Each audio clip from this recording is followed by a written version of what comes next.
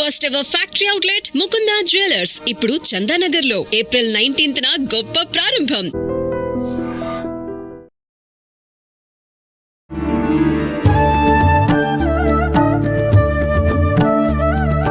నమస్కారం, welcome to I dream. ధర్మ మార్గం విత్ విజిత కార్యక్రమానికి స్వాగతం.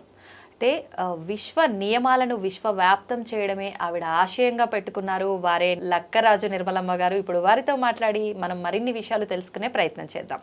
అమ్మ నమస్తే. నమస్తే అమ్మ, లలిత సహస్రనామ పారాయణం పుస్తకం ఓపెన్ చేయగానే మనకు మొదటి పేజీలో కింద ధ్యానం అని చెప్పి ఉంటుంది, ఒక శ్లోకం ఉంటుంది.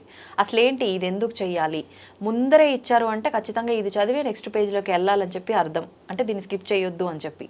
ఎందుకనమ్మా? నేను కూడా నీలాగానే తుంటరి పిల్లనే.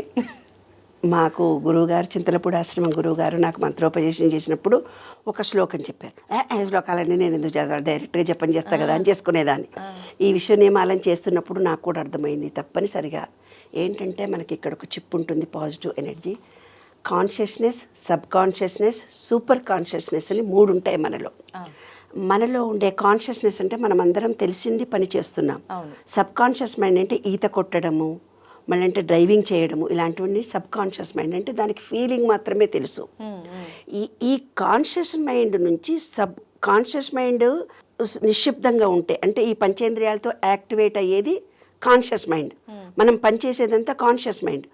సబ్ కాన్షియస్ మైండ్ అంటే దానికి మంచి చెడు తెలియదు, ఫీలింగ్ మాత్రమే తెలుసు. ఈ కాన్షియస్ మైండ్ స్తబ్దంగా ఉన్నప్పుడు, అంటే రియాక్ట్ కాకుండా ఉన్నప్పుడు, ఈ సబ్ కాన్షియస్ మైండ్ ఫీలింగ్తో ఇచ్చినప్పుడు అది విశ్వంలోకి కనెక్షన్ కలుగుతుంది. అంటే సెల్ ఫోన్కు నువ్వు ఛార్జింగ్ పెడితే ఛార్జింగ్ కనెక్షన్ తప్పు పెట్టినావు చూడు, కరెక్ట్గా పెట్టు ఛార్జింగ్ కాలేదంటావు కదా. అట్లా ఈ సబ్ కాన్షియస్ మైండ్ ఫీలింగ్ తెలుసు దానికి. నువ్వు ఉట్టి కోరికోకో నాకు ఇల్లు కావాలి, నాకు దేవుడా ఇంకేదో కావాలి అంటే దేవుడు వరం ఇయ్యడు. ఫీలింగ్తో నువ్వు అనంత విశ్వ చైతన్య శక్తికి బీజాక్షరాలను అందిస్తే నీకు కోరిక తీరుతుంది. ఓకే, అది రహస్యం. నేను కూడా నీలాగానే చదవలేదు చాలా ఏళ్ళు, ఇప్పుడు నాకు అర్థమైపోయింది. అంటే మనం ఏదన్నా కోరికని చెప్పాలన్నా, ఫీలింగ్ చెప్పాలన్నా, ఈ అనంత విశ్వంలో ఫీలింగ్తో చెప్తే తొందరగా తీరుతుంది. అంటే అనుభూతి చెందుతూ ఎలాగో చెప్తారు. పూర్వకాలం సినిమాలు, పాత సినిమాలు మీరు చూసుంటారు. అక్కడ ఎవరో హాస్పిటల్లో ఉంటే కృష్ణానో రామానో అమ్మవారో అనో పూజలు చేస్తూ ఉంటుంది ఒక నాగదేవత దగ్గర చేసుకుంటుంటే అక్కడ సినిమాలో వాళ్ళు మంచిగా అయిపోతారు. మా చిన్నప్పుడు కూడా అవన్నీ చూసి మేము అనుకునేవాళ్ళం అనమాట. మాకు ఎవరికైనా జ్వరాలు వచ్చేవి, చిన్నపిల్లలం కదా మేమందరం, మేము బాగా తుంటరోళ్ళంలే.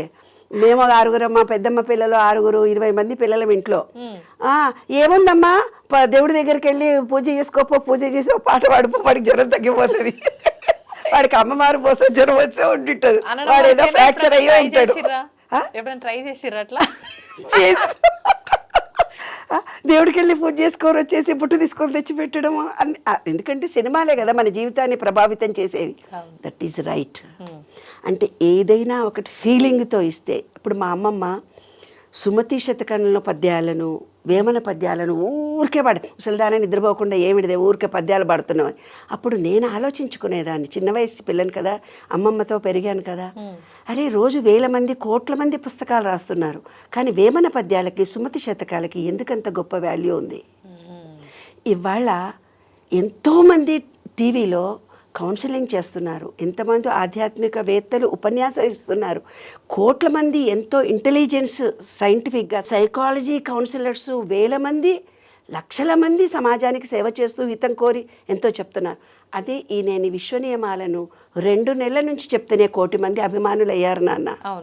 అంటే నేను ఫీలింగ్తో చెప్తున్నాను నాన్న, ప్రతిదీ నేను అనుభవించి మీకు చెప్తున్నాను నాన్న. ఈ 12 నియమాలలో ఎంత గొప్ప రహస్యం ఉందో జీవిత అనుభవాలను జోడించి మీకు చెప్తున్నాను. ఒక అమ్మాయి ఫోన్ చేసి గడగడ మాట్లాడి, మీరేనా మేడం? అవునే మేడం, నేను మీ వీడియోలు చూసినా, నేను మీతో అరే నీవు బాగున్నావా, ఎట్లున్నావు మేడం అని అంటలేదు. అంటే నాతో అటాచ్మెంట్ కలిగిపోయింది. ఆ అమ్మాయికి తన కష్టం మొత్తం నాకు చెప్పేసుకోవాలంటే చేసేసుకొని నేను చూసింది వీడియో, ఇంకా నాతో మాట్లాడేసి నేను మంచిగా ఉన్నానా చెడ్డగా ఉన్నానా, నేను ఎట్లున్నానా నీకు అవసరం లేదని పెడే. ఒక అమ్మాయి ఫోన్ చేసి, మేడం నీతో మాట్లాడాలి, మా ఆయన ఇప్పుడే నేను బయటకు పోయి వచ్చిన తర్వాత మా ఆయన నన్ను కొట్టిండు, నన్ను ఎందుకు కొట్టిండో మీతో నేను తెలుసుకోవాలి. అరే నీ ఇంకమ్మ కొట్టంగానే నాకెందుకు ఫోన్ చేసి కొంచెం ఆగవే, నేను ఏ స్థితిలో ఉన్నా, నేను 2000 పే చేసి గూగుల్ పే చేయి, నేను మాట్లాడతాపో, రేపు మాట్లాడతాపో అని చెప్పేసిన. అంటే వాళ్ళందరికీ నా మీద ఒక ప్రేమ కలిగింది, అభిమానం కలిగింది, నా మనిషి అనే భావన కలిగింది. ఎందుకు నాన్న ఈ సబ్జెక్టును విశ్వంలో అనుభవంతో ఇస్తున్నాను బంగారు తల్లి, అంతకంటే ఎక్కువ ఇంకేం లేదు. ఈ సబ్ కాన్షియస్ మైండ్కి నువ్వు ఫీలింగ్తో ఇచ్చే ఏదైనా, ఇప్పుడు ఎంతోమంది సైకాలజిస్టులు కూడా చెప్తున్నారు, కానీ అనుభవంతో జోడించి చెప్పినప్పుడు ప్రతి వాళ్ళ హృదయం కదిలిపోతుంది, ప్రతి వాళ్ళు నా మనిషి అన్న ఫీలింగ్ కలుగుతుంది. అయ్యో ఈమె కూడా నాలాగే బాధను ఎక్స్ప్రెస్ చేసింది కదా, ఈమె కూడా నాలాగే బాధల నుంచి బయటకు వచ్చింది కదా, ఈ మొక్కతి నన్ను అర్థం చేసుకుంటుంది. ఈ రోజుల్లో ఒకళ్ళనొకళ్ళు మాట వినే పరిస్థితుల్లో లేరు. ఇంట్లో వాళ్ళే మొగుడు మాట పెళ్ళాం వినరు, పెళ్ళాం మాట పిల్లలు వినరు, పిల్లల మాట కొడుకిన, ఎవరంతలా వాళ్ళ జీవితం గడుపుతున్నారు. ప్రేమగా ఆత్మీయతతో నేను ఇంత మీ అందరికీ దగ్గర మాట్లాడుతున్నాను కాబట్టి ఇన్ని వేల మంది ఇంత తొందరగా ఈ విశ్వ నియమాలను తెలుసుకోవాలనే తాపత్రయం, ఆతృత పబ్లిక్లో కలిగింది. కాబట్టి ఫీలింగ్తో ఇస్తేనే ఈ విశ్వంలో అనంత చైతన్య శక్తి మనకు వస్తుంది, అదే సీక్రెట్. కాబట్టి ప్రతి దాంట్లో విష్ణు సహస్రనామాలు చదివినా, మనకొక మంత్రోపదేశం చదివినా, ఏ పుస్తకంలో ఏ పుస్తకం మొత్తం పారాయణంలో చేసినా ధ్యానం అనేది ఉంటుంది. అది ఎలా చదవాలి? సింధూరారుణ విగ్రహాం త్రినయనాం మాళిక్యమౌళి స్ఫురత్ తారానాయక శేఖరాం స్మితముఖీ మాపీనవక్షోరుహాం పాణిభ్యామలిపూర్ణరత్నచషకం రక్తోత్పలం బిభ్రతి సౌవర్ణాంబరధారిణీ వరసుధా దౌతాం. ఇంకో దాంట్లోకి వెళ్ళిపోయాను చూసావా నేను, ఆ అమ్మవారి దగ్గరికి వెళ్ళిపోయా నేను. పాణిభ్యామలిపూర్ణరత్నచషకం రక్తోత్పల బిభ్రతి సౌమ్యాం రత్నఘటస్థరక్తచరణాం ధ్యాయేత్ పరాం అంబికా అరుణాం కరుణాతరంగితాక్షీ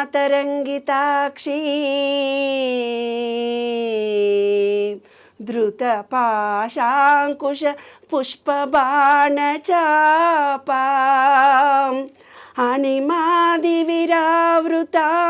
మయూకై అహమిద్వేవ విభావయే భావాని.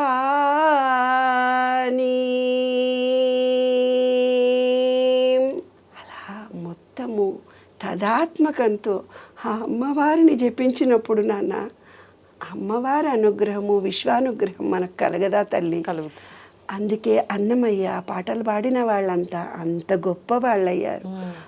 పాటలతో మన సబ్ కాన్షియస్ మైండ్ అనంత విశ్వ చైతన్యంతో ఈజీగా మమేకమైపోయి మనము తదాత్మంతో ఆ అనంత విశ్వ చైతన్యాన్ని మన ఎనర్జీ లెవెల్స్ పెంచుకోవడానికి అత్యధికమైన సులభమైన మార్గము ధ్యానం, పాట, లయ. పాములు కూడా డ్యాన్స్ చేస్తాయంటారే.